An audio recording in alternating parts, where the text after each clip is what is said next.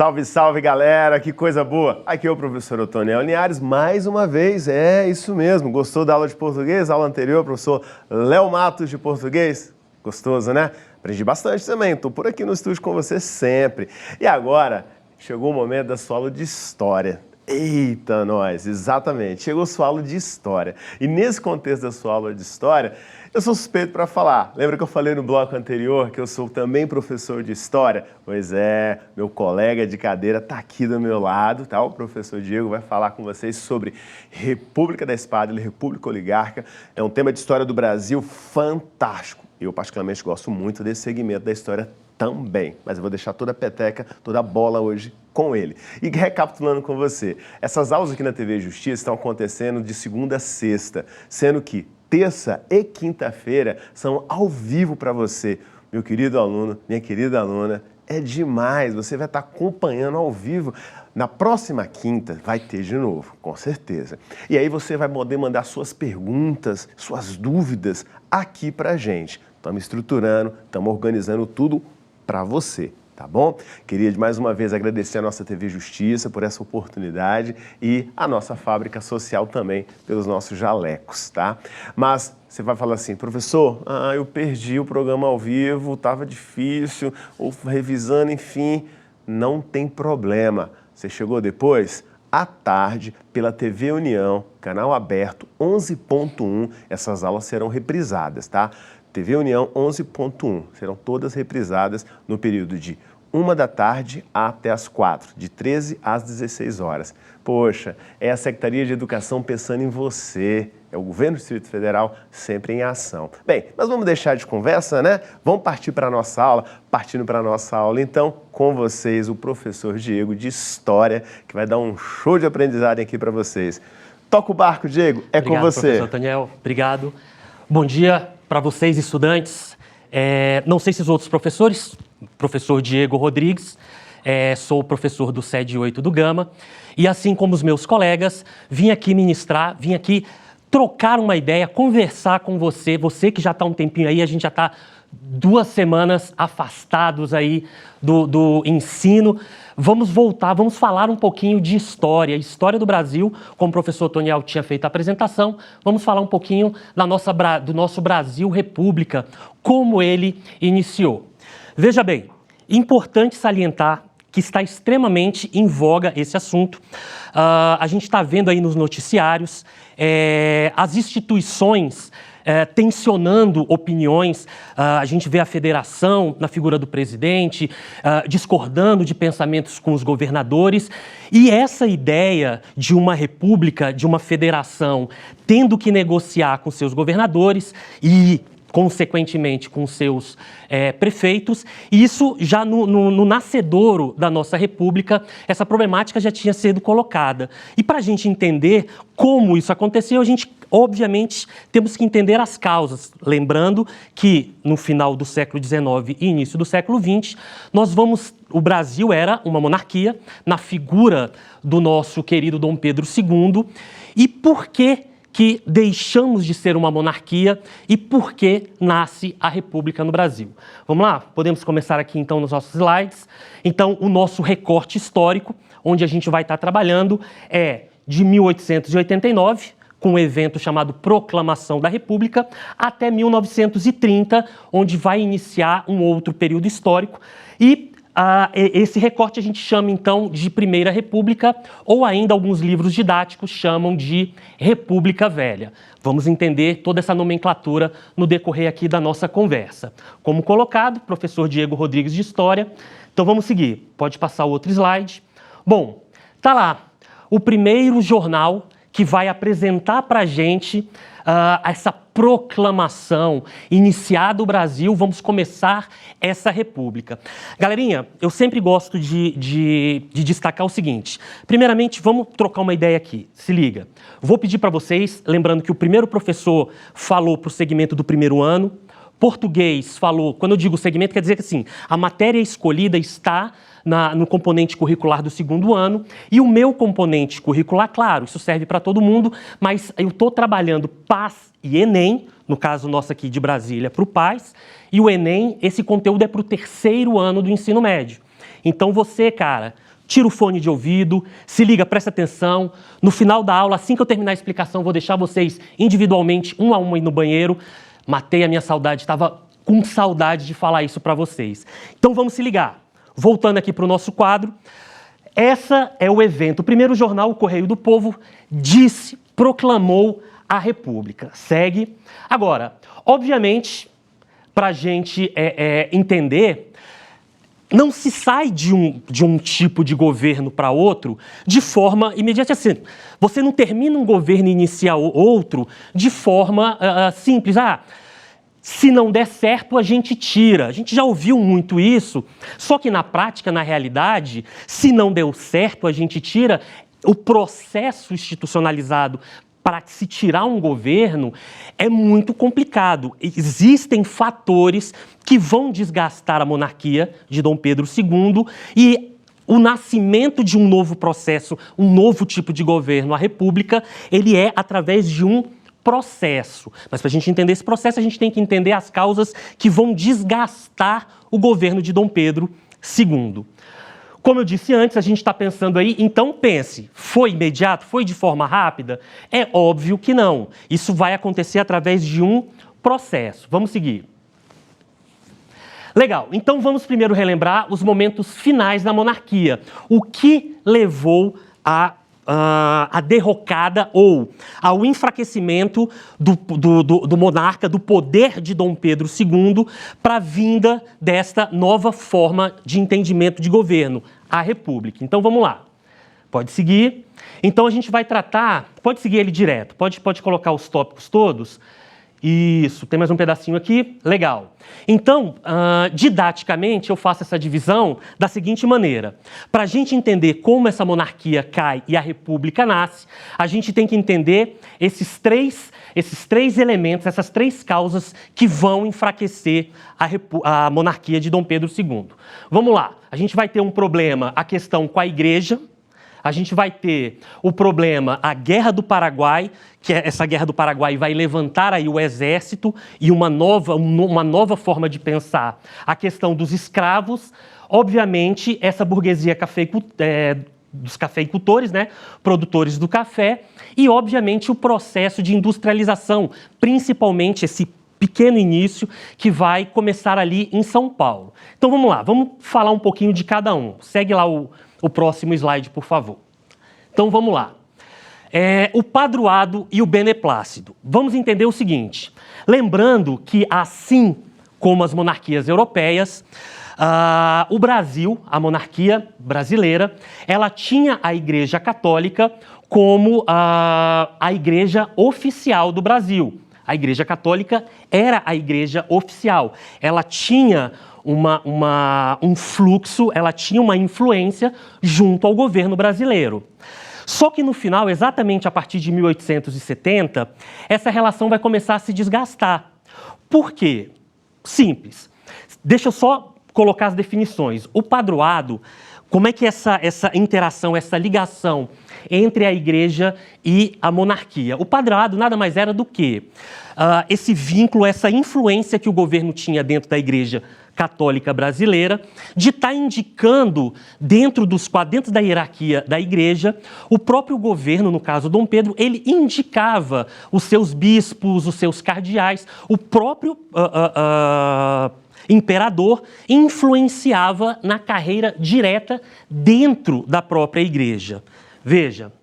E o beneplácito? Aqui começa o grande problema. O beneplácito nada mais era do que toda bula papal ou todo documento que o Papa colocava como regra para a igreja, funcionava para toda a igreja, até porque a gente sabe que a igreja é um ente extremamente unificado na figura do Papa, até como doutrina, até como teologia. E aqui no Brasil, o nosso querido imperador, ele interferia, ele pegava essas bulas, algumas através do beneplácito ele fazia vigor e outras ele simplesmente bloqueava. Tranquilos? Beleza. E o que isso vai enfraquecer essa relação entre a igreja e o nosso imperador? Presta atenção. A igreja, na Europa, a igreja geral, ela vai ter um problema com a maçonaria. A maçonaria, com seus ideais iluministas, eles vão ser bastante influentes na política mundial. E a igreja vai, principalmente o Papa, o Vaticano, vai ter grandes problemas com a maçonaria.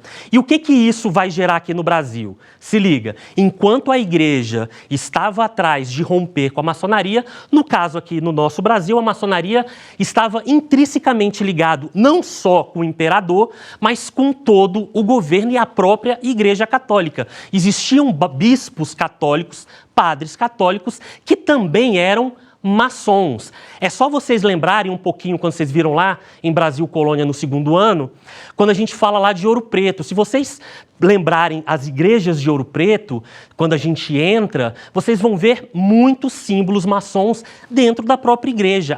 A maçonaria também vai financiar muitas obras da Igreja Católica dentro ali, principalmente de Ouro Preto.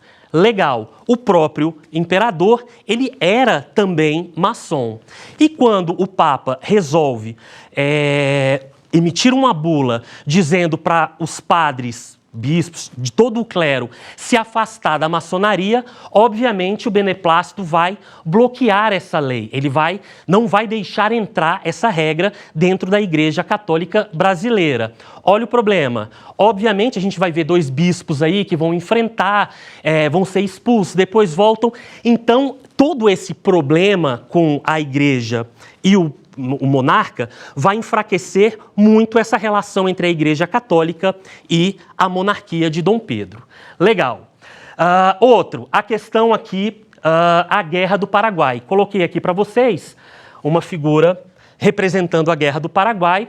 Lembrando que o Paraguai tinha um exército extremamente mais preparado no sentido de armas, de treinamento, porém a quantidade de soldados que o Brasil vai mandar é muito grande. Essa guerra vai durar muito tempo, vai ter um desgaste não só para os soldados que vão participar dessa guerra, vão morrer muitos soldados, mais do lado paraguaio do que brasileiro, mas essa guerra vai ser extremamente onerosa. Mas no final, o Brasil vai sair, o exército brasileiro vai sair extremamente fortalecido dessa Guerra do Paraguai. E quando esse exército sai fortalecido, obviamente eles vão se direcionar para o imperador, para Dom Pedro II, e vão pleitear o quê? Melhores condições, uma carreira melhor remunerada e, sim, um plano de carreira estável, que eles vão ter de tempos em tempos promoções. Dom Pedro II vai simplesmente ignorar isso e este exército vai se sentir o quê? Menosprezado, ele vai se sentir rejeitado. Poxa, a gente foi lá, a gente vence uma guerra, chega com todo o prestígio, o nosso imperador simplesmente não se importa com esse feito. Paralelamente a isso, esses militares também vão começar, eles vão entender que, para conseguirem melhores condições de trabalho, eles vão ter o que a gente chama de militar de gravata. O que seria esse militar de gravata? Vão ser militares que vão começar a trabalhar politicamente, pleiteando o quê? Melhores condições de trabalho para eles militares, uma melhor carreira. E junto, paralelamente a isso, a escola de guerra também, esses caras vão começar a se preparar, eles vão começar a estudar. A escola em que vai ser trazida para o Brasil, onde esses militares vão beber na fonte, é a escola positivista de Conte, uma escola extremamente científica e que ela entende que precisa, no caso brasileiro, os militares brasileiros, eles vão entender que a República, a questão da evolução, se você pegar um símbolo extremamente importante nosso brasileiro, a bandeira nacional, logo no seu centro tem um símbolo extremamente direcionado à escola positivista, ordem e progresso. Esse progresso para os militares era necessário. A monarquia já estava ultrapassada, a república que os europeus já estavam, e os Estados Unidos já estavam se alimentando disso, já estavam vivendo essa realidade, o Brasil ainda estava distanciado. Então, esses militares vão, obviamente, entender na monarquia algo ultrapassado e vão começar a trabalhar politicamente para o quê? Modificar isso, para vir implantar a República. Show de bola, galerinha? Se liga, é extremamente importante o papel dos militares em todas as revoluções. Quando a gente falou lá no segundo ano das revoluções burguesas, a participação militar nessa transição, lembrando que os burgueses queriam pleitear mais poder político, eles já tinham um poder econômico, mas pleitear esse poder político vai se dar nas duas grandes revoluções de ordem militar. É só lembrar ali da Revolução Inglesa, né, ou puritana, aquela guerra civil. Mas poxa, ali foi o parlamento contra a monarquia de Carlos I. Ok, mas lembra que Cromwell, o general que vai estar à frente do exército do parlamento, quem vai fazer a transição, a implantação de uma república dentro da Inglaterra é um militar, né? Oliver Cromwell, ele vai implantar a República de Cromwell. No caso da Revolução Francesa, professor, lá não teve militar. Opa, presta atenção. Se liga na fita, galera, presta atenção. Obviamente que a burguesia, o terceiro estado, vai tomar esse poder, porém, entretanto, todavia, lembra do diretório? Esses caras vão estar intercalando entre jacobinos e gerundinos na fase do terror, primeira, segunda. Essa França vai sucumbir politicamente a uma confusão, a uma bagunça nessa disputa política entre jacobinos e gerundinos. A gente vai ter uma grande situação econômica, uma grande crise econômica que vai se resolver, entre aspas, com 18 de Brumário ou 18 de novembro, o Brumário era um termo ali do calendário jacobino, em que Napoleão, um militar, vai chegar e vai botar, entre aspas, ordem na bagunça. Então se liga, todas as grandes participações dessas revoluções, a chegada da República, ela sempre teve participação militar. E no Brasil não vai ser diferente. Bom, seguindo, por favor. É extremamente importante também salientarmos o quê?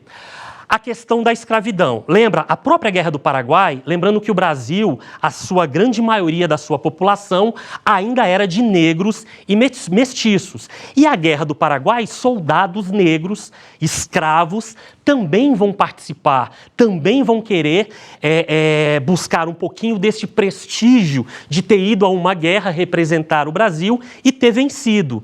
Lembrando que a filha de Dom Pedro, ela vai proclamar a abolição da escravidão e, obviamente, graças também a esse trabalho abolicionista, quando vem a proclamação da República, principalmente os cafeicultores, os produtores de café que tinha na mão de obra escrava negra, vai sentir o quê? Vão se sentir roubados, vão se sentir tolhidos na sua essência. Por quê? Desde então, lembrando que o Brasil vai ser o último país a abolir a escravidão, todo mundo vai estar abolindo esse sistema e o Brasil vai insistir porque a nossa economia era fundamentada, era sustentada por essa mão de obra. Quando vai vir a Lei Áurea, ela só vai instituir, lembrando, cabe salientar, quando a gente diz que simplesmente uma lei vai trazer a abolição da escravidão, cabe, isso é aula do segundo ano, mas eu só quero ressalvar.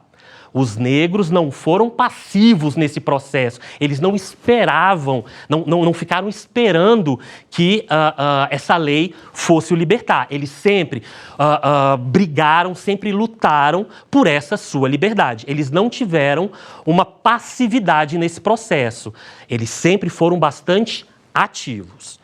Beleza, ressaltado isso, esses cafeicultores, esses produtores rurais, principalmente do Oeste Paulista, vão se sentir tolhidos. Por quê? De uma hora para outra vai vir a abolição, essa mão de obra vai sair, vai deixar de existir, e mais, eles pleiteavam que pelo menos o governo desse uma indenização por causa dessa perda. Eu estou perdendo uma propriedade, o escravo era uma propriedade da monarquia, desses produtores. Quando eles perdem a sua mão de obra, eles vão ter que se reinventar. Então, de uma tacada só, a Guerra do Paraguai vai trazer uma inimizade ou vai trazer um rompimento de uma base militar ao governo e essa ascensão dessa burguesia cafeicultora paulista também vai romper com o governo do Dom Pedro II.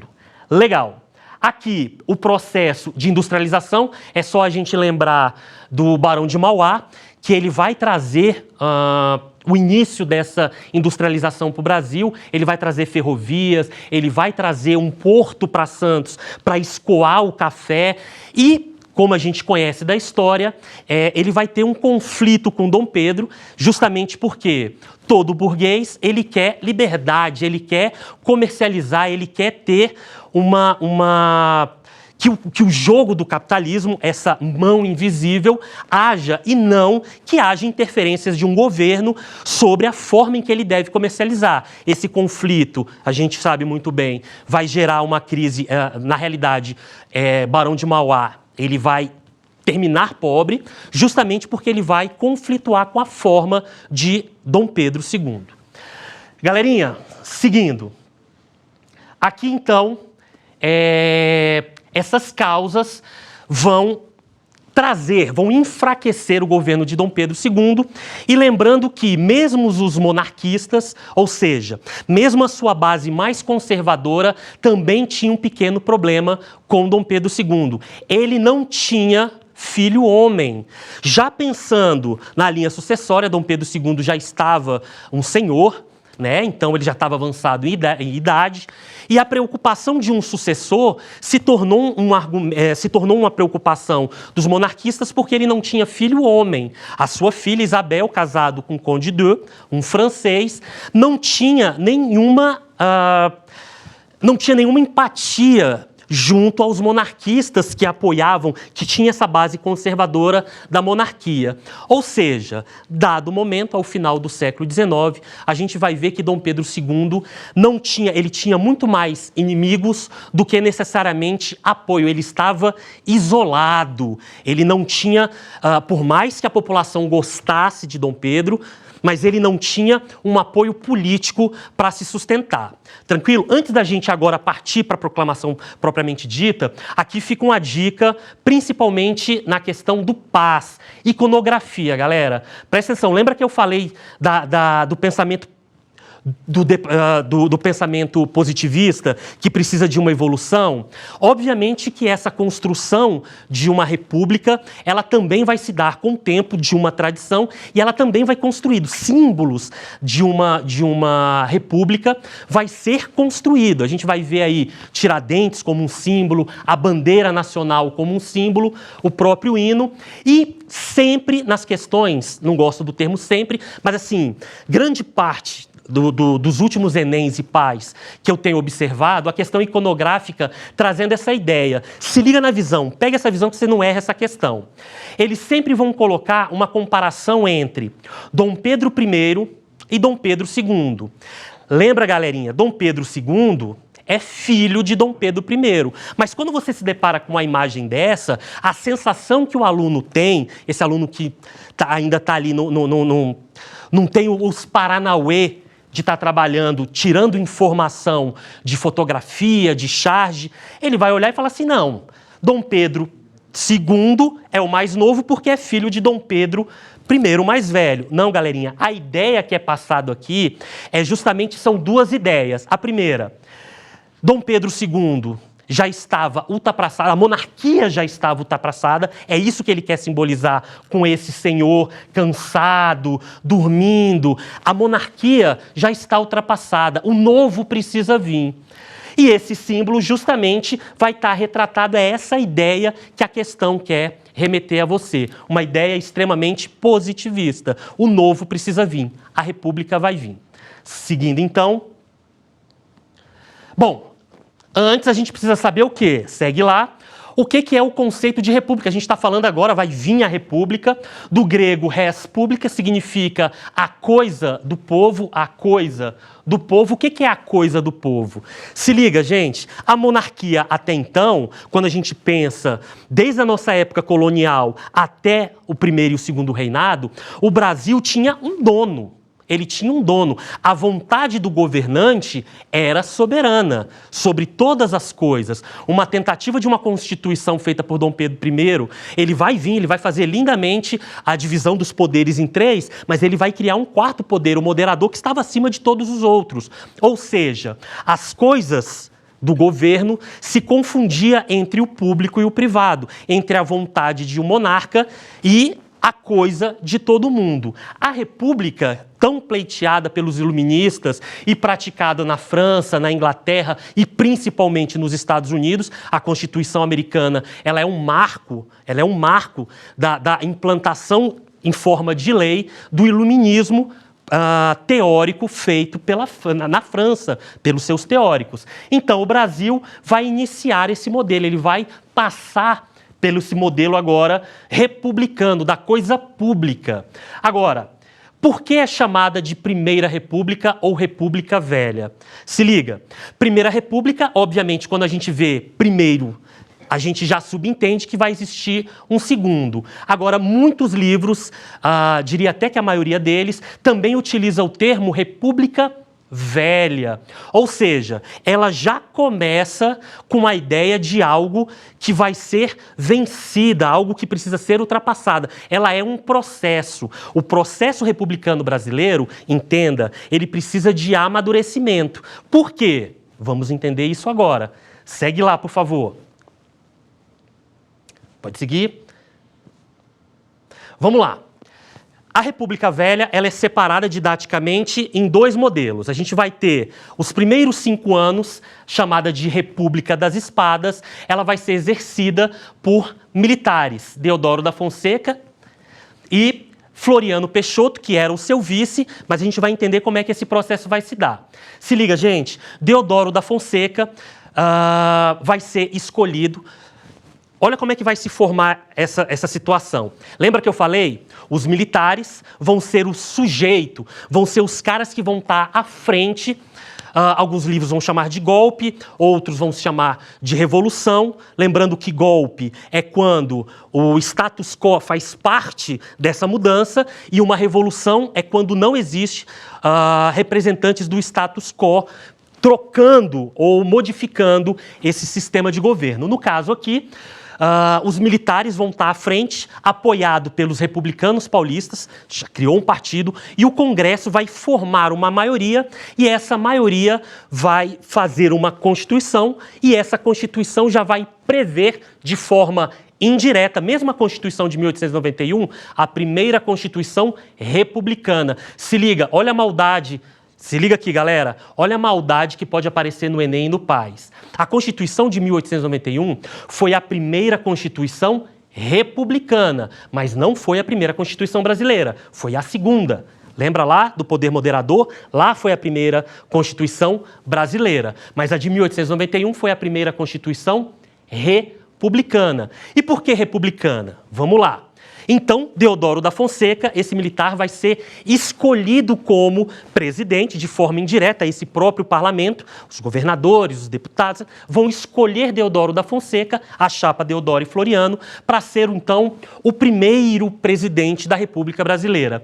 Cabe uma ressalva, Deodoro da Fonseca era um militar, mas ele, de coração, ele era monarquista. Ele acreditava na monarquia. E mais, amigo pessoal de Dom Pedro II. Olha só que situação complicada.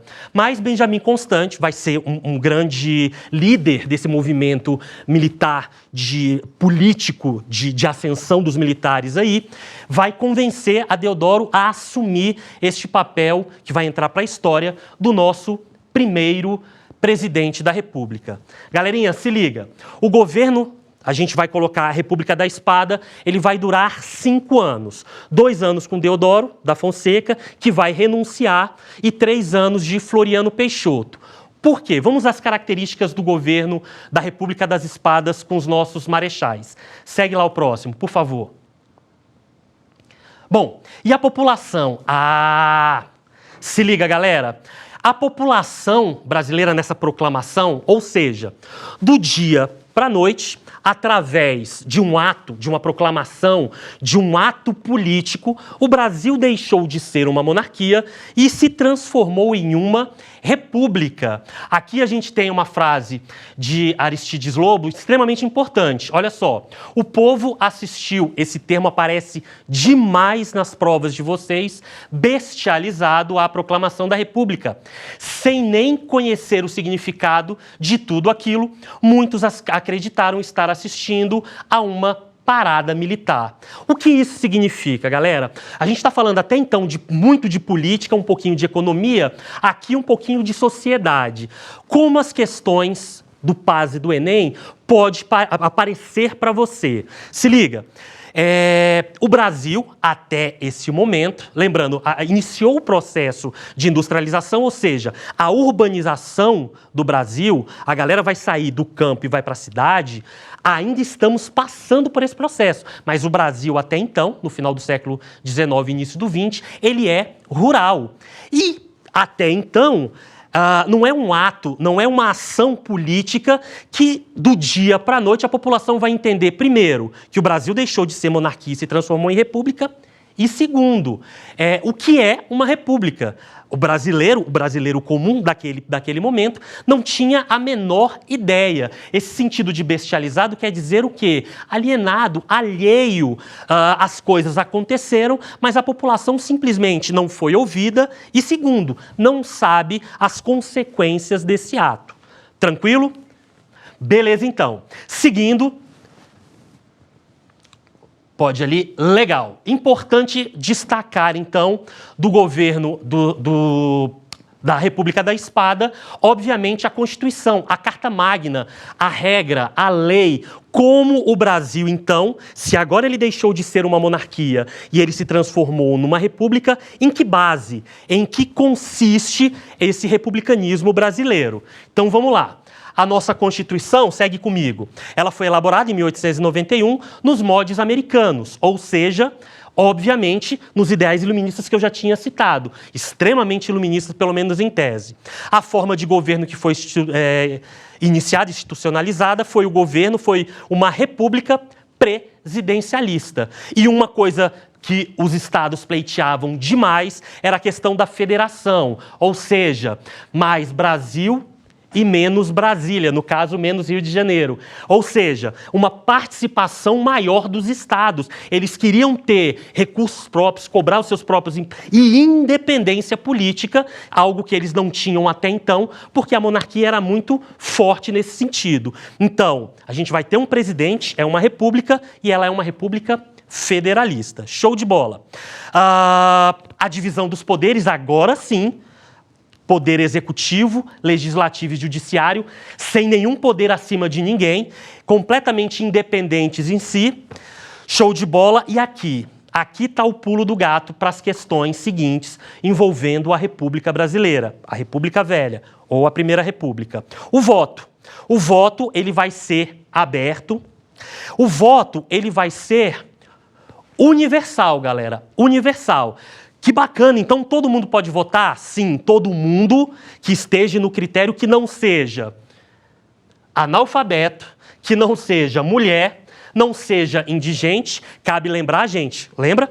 Quando há a abolição da escravatura, o que aconteceu com esses negros? Eles não tinham nenhuma formação profissional, eles não tinham nenhuma perspectiva de trabalho. O que vai acontecer com esses caras? Eles vão se tornar, sim, indigentes, mendigos, esses caras que vão viver de bico. E esses caras, obviamente, já está previsto na Constituição que esse cara não vota. Opa! Religiosos e soldados também não podiam votar. Olha só, quando eu digo soldados aqui, cabe uma ressalva. Volta aqui para mim. Os soldados de baixa hierarquia, tá? Soldados, cabos, sargentos, esses caras na escala menor, dentro da hierarquia militar, não podiam votar. Obviamente que o oficialato, os oficiais, esses votavam sem problema nenhum. E no caso dos religiosos, a gente já entendeu, também funciona do mesmo jeito. Padres, a hierarquia menor não votava. Os lá de cima, bispos, cardeais, esses caras também votavam. E, por fim, a divisão, a separação do Estado e religião. Se a gente tinha até a monarquia, o Brasil era um país que tinha uma religião oficial, a partir da Constituição Iluminista, o Estado se torna laico, ou seja, cuidado, muitos alunos confundem. Se liga aqui para mim, o Estado laico não é sem religião. Quer dizer que o Estado não tem uma religião oficial. Cada um tem a liberdade de professar a sua própria religião. Fechou? Seguindo, então. Pode passar isso aqui? Pode passar? Só para a gente, então, tentar concluir. Vamos lá? Pode passar? Pode passar? Já falei sobre isso? Legal. Isso aqui é extremamente importante, galera. Olha para mim. Se liga. Os militares, então, a partir de uma crise institucional, lembrando, Deodoro da Fonseca era um militar. O governo de Deodoro vai ser marcado o quê? Por um autoritarismo e por crises. Todo o período da República das Espadas vão ter crises, principalmente com a Marinha. Lembrando que a Marinha tinha uma ligação muito forte com o Dom Pedro e vai dar muito trabalho para os militares. A gente vai ter a revolta da Armada, a primeira revolta da Armada, que vai trazer aí bastante problema para o Deodoro da Fonseca. Ele renuncia, Floriano assume, vai ter uma segunda revolta da Armada, principalmente com a Marinha, também confrontando. Mas o que cai bastante é a problemática econômica. Rui Barbosa vai estar passando por crises institucionais, crises políticas, mas principalmente econômica. Para resolver o problema da economia, o que Rui Barbosa vai fazer? O nosso querido e amado pacote econômico. Ele vai fazer o que a gente chama, o que entrou para a história como o encilhamento. O que foi o encilhamento? Foi nada mais, nada menos que o governo... Qualquer semelhança é mera coincidência. Se liga, o governo, para tentar salvar a economia que estava em crise, começou a fazer empréstimos. As empresas, pequenas empresas, os produtores rurais vão ter, subsidiados pelo governo, facilidade em ir aos bancos e conseguir empréstimo. Mas a que custo isso? Ao custo de simplesmente fabricar moeda. Se liga, gente, a valorização de uma moeda ela se dá pelo lastro. Nesse período, o lastro é o equivalente dessa moeda em ouro. Se eu tenho R$1.000, que equivale a 1 quilo de ouro, essa é a significância, esse é o lastro dessa quantidade de dinheiro. Se eu multiplico por R$2.000, mas mantenho o lastro de 1 quilo de ouro, o que vai acontecer com essa moeda? Ela vai desvalorizar. A desvalorização da moeda é uma ferramenta da inflação. E esse período vai ter muita inflação. Termina-se o governo militar, finalmente os civis vão chegar ao poder. Mas lembra da questão do voto universal? Lembra daquele voto que simplesmente uma pequena elite, já que mulher, analfabeto, menores de 24 anos, indigentes não podiam votar, grande parte dos militares e também de religiosos, o que sobra para votar? Uma pequena elite. E essa pequena elite a gente chama de oligarquia, ou seja, uma aristocracia, uma pequena fatia da população brasileira vai ter acesso político para conseguir eleger os seus representantes. E é exatamente assim que nasce a segunda fase do Brasil República, chamado de República Oligárquica do Pouco. Só para finalizar, meu tempo está acabando, sou empolgado demais para falar e a saudade era grande, mas vamos lá, só para a gente finalizar, é importante a gente entender as esferas de poder. Lembra? O poder executivo, quando fez a divisão dos poderes, a gente tem as esferas de poder. O poder federal, o poder estadual e o poder municipal. Para essas oligarquias funcionar, lembrando que o café se torna o nosso principal commodity, a nossa principal matéria-prima, a nossa matéria-prima de exportação. É onde o dinheiro, o riquinho dinheiro do Brasil está vindo com café. E isso vai dar muito prestígio para quem? Minas e São Paulo, o Oeste Paulista, que tinha o controle da grande produção de café. Cuidado, galerinha, quando a gente fala de política do café com leite, parece que Minas Gerais só produzia leite e São Paulo café. Não, Minas Gerais também tinha uma forte produção de café. Então se liga, para chamada política oligárquica, você precisa fundamentalmente lembrar muito, olha a dica do professor, a política dos governadores. A hegemonia, ou seja, a força de São Paulo vai se mostrar presente porque os governadores vão sustentar a política do café com leite, ou seja, a hegemonia entre São Paulo e Minas na esfera federal, mas esses governadores também lá na base, ou seja, na esfera municipal, vai ser sustentada pelo coronelismo. Galerinha, infelizmente o nosso tempo está terminando. Fica, então, a dica para a gente, na próxima, aula a gente começar daqui para frente. Queria chamar, então, de novo o professor para a gente se despedir. Ele tem um recadinho ainda para vocês. E obrigado por esse tempo de vocês. Foi show de bola. Muito obrigado. Um abraço. Eu que agradeço. Nós que agradecemos essa aula maravilhosa de história. Rapaz, me reportei a bons momentos aqui das minhas aulas de história também, que eu também ministro, e do meu professor Francisco Doratioto, Guerra do Paraguai. Tive a honra de trabalhar e de ser aluno desse cara. Pessoal, é isso aí, espero que tenham gostado, tá bom? Essa aqui foi a nossas aulas da Secretaria de Educação do Distrito Federal para todos vocês, tá? Lembrando, queremos agradecer ao colégio Sede 8 do Gama, tá? Por ter cedido, passado esses professores aqui para nós, isso foi muito bom. Agradecemos a diretora Eufrásia e a vice-diretora Karine e a própria regional do Gama, um novo olhar, mais ações por ali. E o GDF, que é o Tempo de Ação. Gente, muito obrigado. Lembrando a vocês, essa aula vai estar sendo reprisada na TV União, 11.1, canal aberto, todos os dias, de segunda a sexta-feira. E aqui na TV Justiça, todas as manhãs, de 9 a meio-dia, tá certo? De segunda a sexta, exatamente isso aí. Anotou? Perfeito. E terça e quinta é aqui, ó, é ao vivo. Próxima quinta-feira, aqui, hein? Anota aí, porque você vai poder mandar suas perguntas direto aqui pra gente. Pessoal, muito obrigado, professor, muito obrigado a todos. Essa foi mais uma aula ao vivaço. Você de olho na educação. Valeu, pessoal!